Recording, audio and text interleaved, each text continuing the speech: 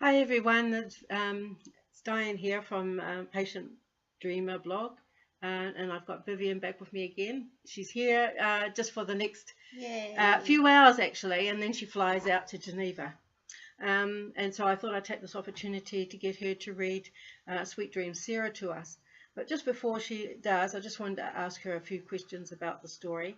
I know most of it because Vivian and I have been boutique partners and good friends for the past 6 years.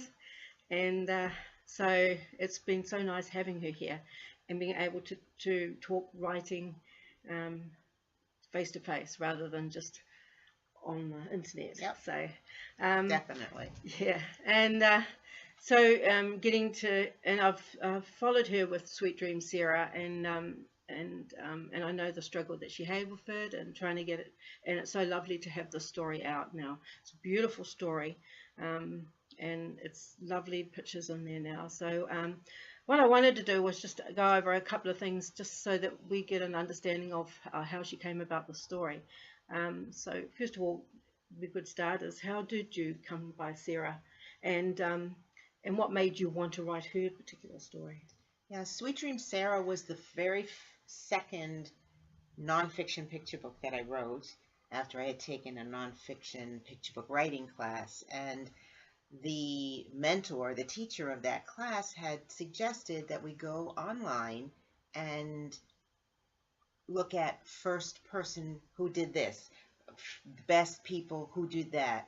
And so I went to women patent holders, and Sarah's name popped up as one of the first women, one of the first African American women to get a U.S. patent.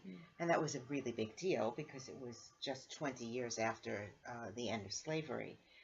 And so I began doing a little bit more research, and what amazed me was that even though we had this trailblazing, pioneering African American woman who had secured a patent, she owned a patent when most women of the time didn't even own anything, there was nothing about her other than one or two sentences here and there. So that's what made me want to really write the story about her, because I felt she deserved to have a book. And so I began doing research. Right. Okay. She's an African American woman, so, and I've heard that quite a lot of publishers are a bit wary of this about own voice. Did you have any problems with that? Yeah, I actually I didn't. And own voice, for anyone who doesn't know what own voice is, it's hashtag own voice.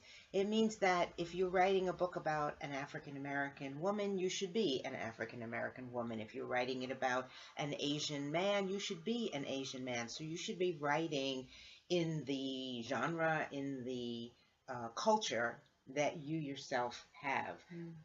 And this is a fairly new movement.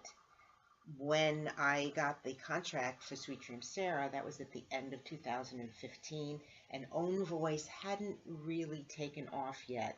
It did the next year. And what a lot of editors are doing now is, if you have somebody in one culture writing about somebody in a different culture, they'll get an illustrator from the culture of the person that the story is about. And so that gives a much better balance, and it's much more respectful. Right. Did you did an awful lot of research with Sarah? I know. What means did you use, and what did you find as being the most helpful? Well, first I went to the internet, because that's an awesome first step. And when I couldn't find any books that had been written about her, and not very much information, then I went to my local librarian. And that's the next step anybody should take, is reach out to your librarian. And she was helpful in that she reached out to other librarians. She reached out to the librarian at the Vivian collection at, I believe it's at Newberry Library in Massachusetts, and to other big libraries. And those librarians also had very little information, but they had a little bit. A few of them sent me some photos, of the main street in Chicago where Sarah's store had been in 1880. I also reached out to the cemetery where she's buried, and that's another source of information for anybody who's writing nonfiction picture books. And the person at the cemetery was so helpful, and she actually sent me a list of the people who are buried in Sarah's family plot. And so, and not only their names, but the age they died and what they died of and what their occupation was. And so that helped give me a little bit better picture of who Sarah was. And when you're writing nonfiction, just like when you're writing any story, you want to get into the character. You want to understand your character. So that helped me understand Sarah a little bit more. Yeah, that's good. You also use, I know at the end there you used sensitive readers, sensitivity readers. Who are they exactly? I mean, I know now, but who are they, and what, and when and why would you use one? Right. Great question. Sensitivity readers are people who are in the culture that you're writing about, or they're experts. Let's say you're writing a story about undersea exploration. So you might get an expert to read your manuscript to make sure that you're being accurate. For me, I wanted African American people to read Sarah and look at the pictures and make sure that we were being accurate, we were being authentic, and we were being respectful of the culture. Right. And so that was really, really helpful. Yeah. Because there were several issues with the illustrations, and they were addressed and corrected. And so that's why we have a beautiful book. Yeah. I'll Great. hold it up. Yay, Sarah. Thank you for that. That's lovely. So I'll let Vivian read to us now. Thank you. You're welcome. Okay. It was my pleasure. Can't wait to read it. I'm never tired of reading it. Thank you. Hi, everyone. I'm so happy to be reading Sweet Dreams, Sarah to you. It's really a beautifully lyrical story, and it's a true story of this African-American woman who had been a slave, and then after the Civil War, she came north, married, opened a furniture store in 1882 or 3, and then designed a very innovative cabinet bed that she then applied for a patent, and finally, after 2 years, she received it. And that was a huge accomplishment. Sarah Good paved the way for many, many other African-American women, and not just African-American women, all women, to be inspired and build their dream.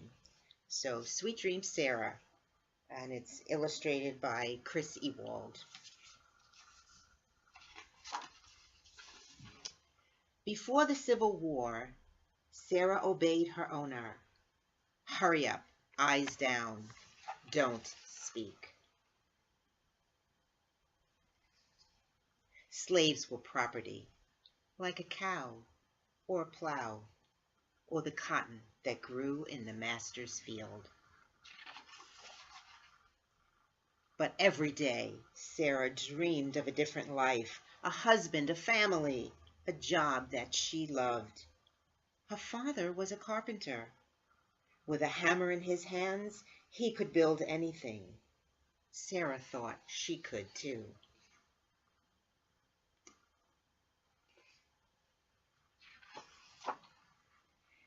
Then something happened that changed their lives forever. A new law freed the people from slavery. Sarah moved north to Chicago with freedom in her pocket, hope in her heart, and dreams swirling in her head.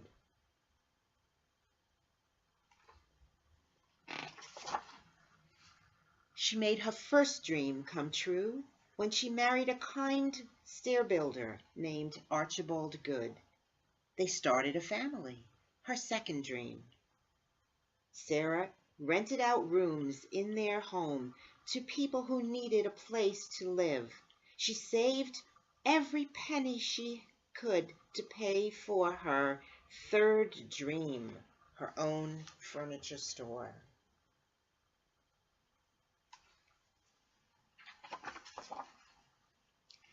Every day, Sarah worked alongside her husband, measure, cut, sand. And every day, Sarah listened to her customers. Pretty crowded at our place.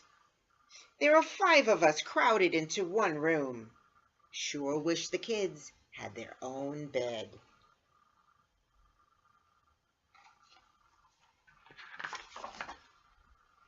Many of Sarah's customers worked at low-paying jobs, and even those with big families could only afford to live in a one-room apartment. Sarah looked at the furniture in their store. Too boxy, too bulky, too big. Then Sarah had an idea, another dream. Maybe she could build a piece of furniture that would save space for her customers. If she could create a new kind of bed that folded up when it wasn't being used, each kid could have their own bed.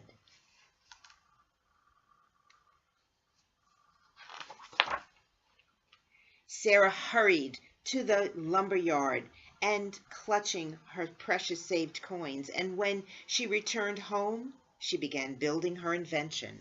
Measure, cut, sand.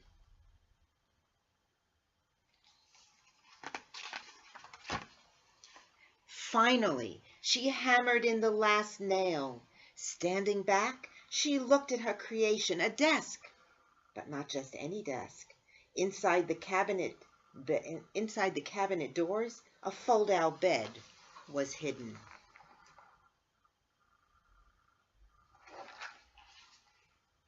Sarah pulled, she pushed, stuck.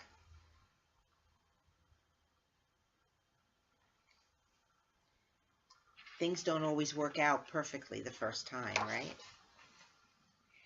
Sarah took it all apart and started over again. But everything went wrong. Wood split, nails bent. The bed wouldn't lay flat. But Sarah didn't give up. She took a deep breath and dove right in to fix it again.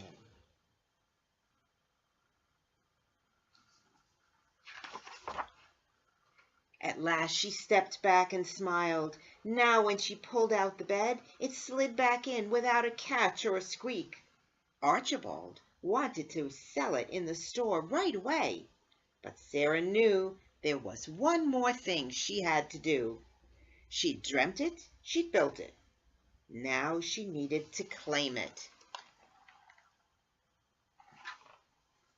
She needed to get a patent. A patent is a piece of paper from the government that says no one else can make or sell your invention. If someone else got a patent, first Sarah would lose the right to make and sell her cabinet beds. And there's a picture of what the patent looked like. Sarah met with a patent attorney, and they filled out the application. She explained how her cabinet bed was a new and useful idea. Sarah slipped the documents into an envelope and mailed them, and the waiting began.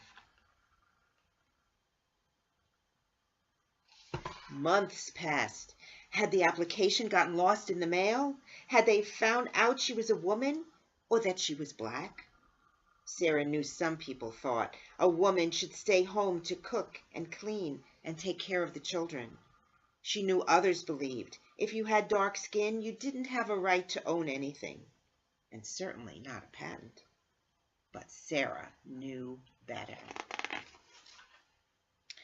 After a year, a letter finally arrived. Denied. There were already patents on similar inventions. Sarah needed to prove hers was different. Carefully, she changed a word here and a sentence there. explaining more about her unique mechanism, the idea that had come to her so long ago. Slipping the paperwork and a bit of her heart into the envelope, Sarah sealed her fate and sent it off. And once again, she waited.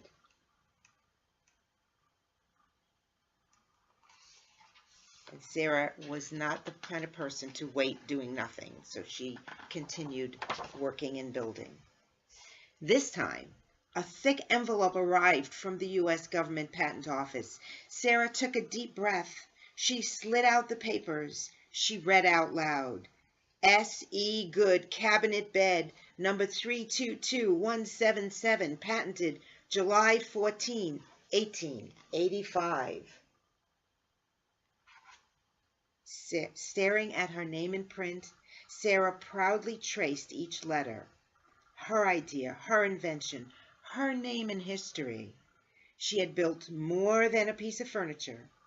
She had built a life far away from slavery, a life where her sweet dreams could come true. And she paved the way for many other women to follow her. And at the back of the book, there's an author's note. There's also an explanation about what is a patent. There's a timeline of Sarah's life. And there's also a timeline of Black women patent holders from Sarah on, and then some selected sources and bibliography if anyone wants to follow up and learn more. So thank you so much for listening. I hope you enjoyed hearing the story of Sarah Good and Sweet Dream Sarah. Thank you.